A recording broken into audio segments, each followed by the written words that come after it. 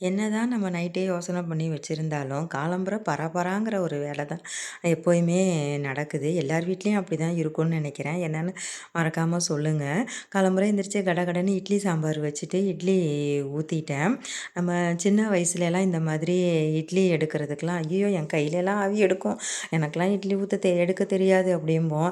அந்த மாதிரி இந்த சட்னி, சாம்பார் இதெல்லாம் தாளிக்கிறது, கடுகு போடுவோம்ல, அது ஐயோ! என் கையில மூஞ்சிலலாம் கடுகு தெறிக்கும். எனக்கு எண்ணெய் ஒத்துக்காது. அப்படி இப்படிம்போம். ஆனாலும் வாழ்க்கை எல்லாமே கத்துக் குடுக்குது தானே! நம்ம அதுக்கு பழகிக்கிறோம்ல நம்ம எல்லா சமையலையும் கத்துக்கிறதுக்கு. அதே மாதிரி தாங்க வாழ்க்கையும் நல்லது, கெட்டது எல்லாமே நம்மளுக்கு கத்துக் குடுத்துரும். நம்ம அதுக்கு ஏத்த மாதிரி ஜாக்கிரதையா ஒவ்வொரு இதையும் யோசிச்சு நல்ல மாதிரியா நடந்தோம்னா, நம்ம வாழ்க்கை ரொம்ப சிறப்பாவே இருக்கும் அப்படிங்கிறது என்னோட கருத்து.